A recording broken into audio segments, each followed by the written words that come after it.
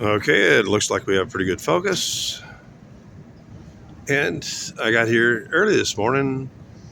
All the chairs were charged up, but I can't find the Amigo, the fastest one in the store. They use them at Target, or as we like to say, Target. And I'm sorry, I don't think I really fit with the Target crowd. They're a little too, uh, uh, I'm sorry.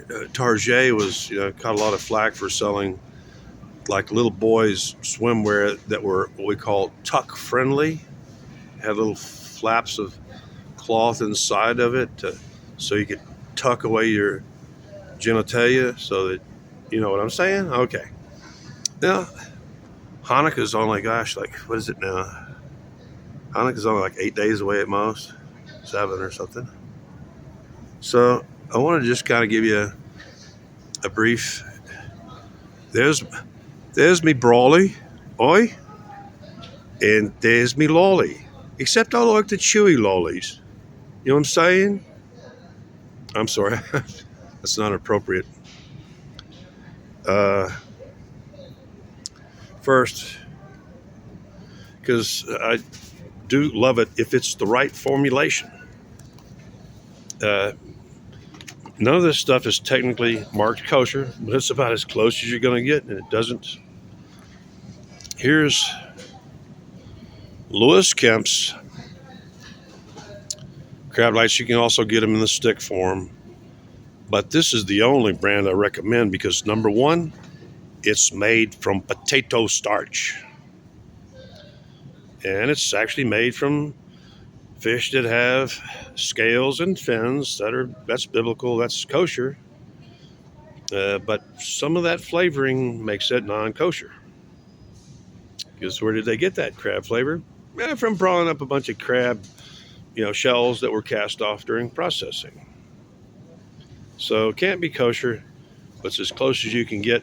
Never buy you never buy any kind of artificial crab or that's read the ingredients. You'll see that they're using wheat starch or wheat flour in it. Oh my God, that stuff is horrible. Lewis Kemp only is the only one I can find on the market right now that's making it with potato starch. These are delicious. I treat myself every time I come to Walmart with a pound. It's only like $4.24, something like that. A pound of delicious white pollock from I think the North Pacific or North Atlantic, and it's properly bound with potato starch. The other day, y'all may have caught me talking about I like me tins of beef, if you know what I mean. A lady, Tammy, I'll go ahead and say her name. She may be I don't think she's I specified this specifically. She brought it up on her phone, and she got me the brand name Butterfield right next to it. And to be honest, the generic it's probably in the same factory, but there's a difference in the way they cook it, difference in the taste of the broth, difference in the amount of fat in it. This is minimal fat. You need fats. I mean, get real. It's one of the first places the Australian movie. Well, not really much. I think supposed to be set in The Man from Snowy River. The guy had cooked up a pot of stew using like local greens and grubs, and the young boy who was sharing the pot of stew said, "What's the white thing, Sue?" And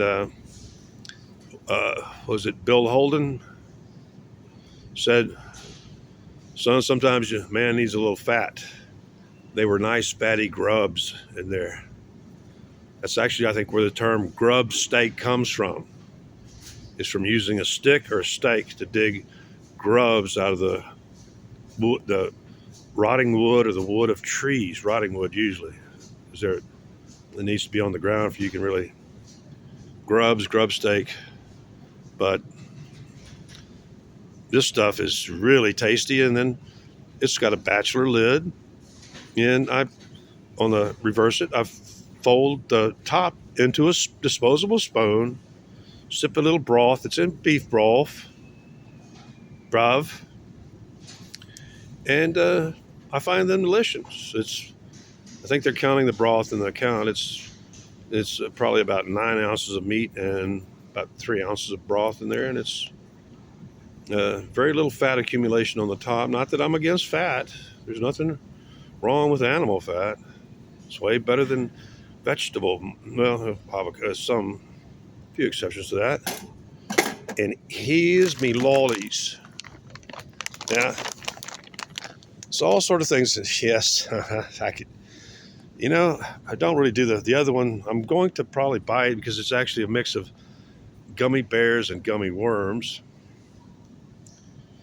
And I'm going like gummy bears. That's like they're already pre-chewed. The part of this is that this is really primarily, as far as weight, volume, and all this is primarily beef gelatin and water.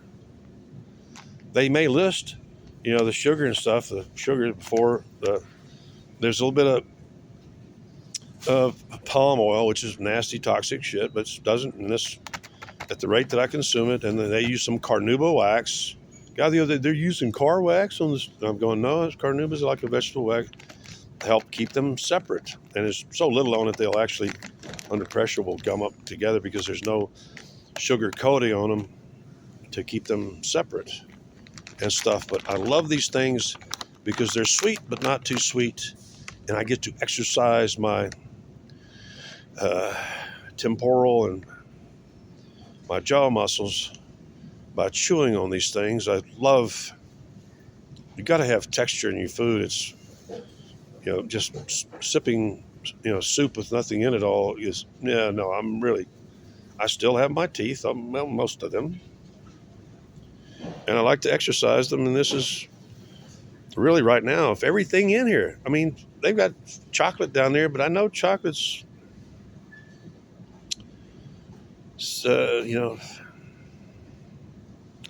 always get loose stools from chocolate. I'm really not sure what the hell's going on there. I don't know at all. Nobody does. Only the creators got a grip on it. And that was the last bag. So, and actually I can go through one of those. I got enough beef that's at minimum 4-day, maybe a 6-day supply. But I want to get enough sweets because I do still.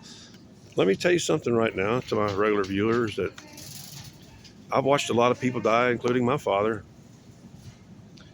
And I remember before he died, it's not a constant craving, but if you don't want to crave a little bit of sweets every day, then you may be near death. Just a warning from the old doctor here. And I look at these and I'm going like, well, I know I'm going to go through that bag probably in only about 4 or 5 days tops, and I don't really want to come back. And there will be some edible food donations to me from people who just they want to feed me just like a Jewish mama. In this, I just don't get it because I bought it because it's mostly looks like worms, but I'm going gummy bears. I'm like, I really don't need pre-chewed. The formula's identical. I don't really need pre-chewed gummy bears. Please, that's like for a little tiny kid with little tiny teeth. Come on. I'm not a small man. Okay, now I'm going to go adventuring. See what else I may need because I only purchase what I must need. I'm a reductionist, minimalist type.